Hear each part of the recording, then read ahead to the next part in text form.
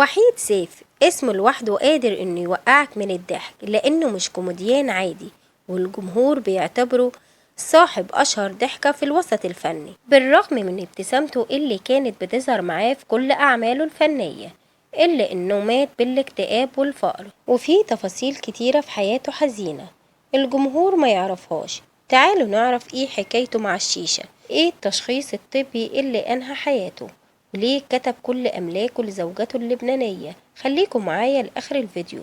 الفنان وحيد سيف اسمه الحقيقي مصطفى السيد أحمد سيف، اتولد عام 1939 في محرم بيك بالإسكندرية، وحصل على ليسانس آداب قسم تاريخ، وبعدها سافر للقاهرة وتعين في الإدارة المسرحية لرعاية الشباب، واشتغل في فرقتها المسرحية. وبدايته الفنية كانت من خلال فيلم زوجتي والكلب سنة 1971، وبعدها انطلق في المسرح والتلفزيون وبقى واحد من أهم الفنانين الكوميديا في مصر. وحيد سيف اتجوز في حياته 3 مرات، الأولى كانت من الفنانة ألفت سكر، واستمروا سنين طويلة سوا، وأنجب منها 4 أبناء، وهم أشرف سيف اللي اعتزل الفن واتجوز من الفنانة المعتزلة لمياء الجداوي، والفنان ناصر سيف اللي اشتغل ممثل وعنده بنتين وهم إيمان وإناس، وبعدها انفصل عن زوجته. اتجوز بعدها ب3 سنين من سيدة من خارج الوسط الفني، وانفصل عنها بعد سنة واحدة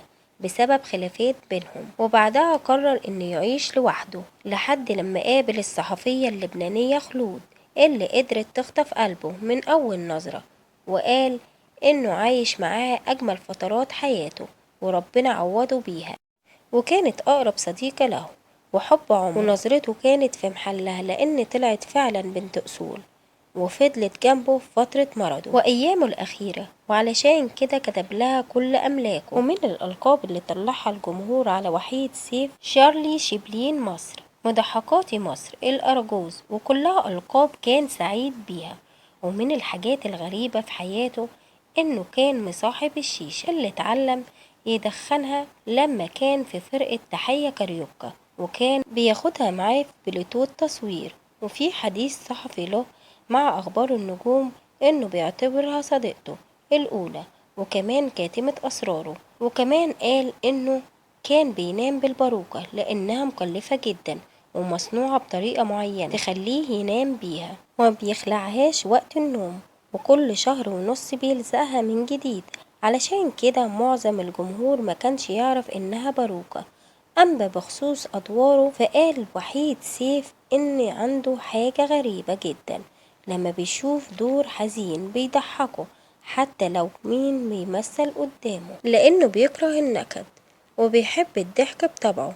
وفي أيامه الأخيرة في 2007 اتعرض وحيد سيف لأزمة صحية، والدكاترة شخصوا حالته غلط وأكدوا إنه عنده الصفرة، وتعالج على هذا الأساس وعمل عملية خطيرة جدا، ومع الأسف إنه كان بيعاني من حصوة في البنكرياس، وعلشان كده الصفرة نزلت مرة واحدة فبوظت الأجهزة التانية في جسمه، وبقى بيعمل غسيل كلوي بشكل منتظم، وكمان الكبد اتأثر جدا، واضطرت زوجته خلود تبيع ممتلكاته اللي كان كاتبها لها علشان تتكلف بمصاريف علاجه، لحد لما أمر الرئيس الأسبق حسني مبارك إن يتعالج على نفقة الدولة. ما بقاش حالته أي حاجة خالص. الموضوع ده رفع معنوياته وسافر بيروت ودخل المستشفى أمريكي، ورجع مصر بعد سنة وحالته كانت استقرت، بس كان حزين ومهموم بسبب تجاهل زمايله الفنانين وبرغم من علاقته الطيبة بيهم. وفي سنة 2010 حصل له أزمة صحية تانية، وكانت المرة دي صعبة جدا، وجاله جلطة وما كانش بيقدر يقف ولا يمشي. وقبل وفاته ب3 أيام بنته إيمان كانت عنده في البيت وجاله دور برد وكان محتاج ياخد حقنة، ورحل وحيد سيف عنده نيانة عن عمر 74 سنة، ومحدش من الفنانين حضر جنازته. رحم الله الفنان صاحب الضحكة الجميلة اللي متعنا كتير بخفة دمه.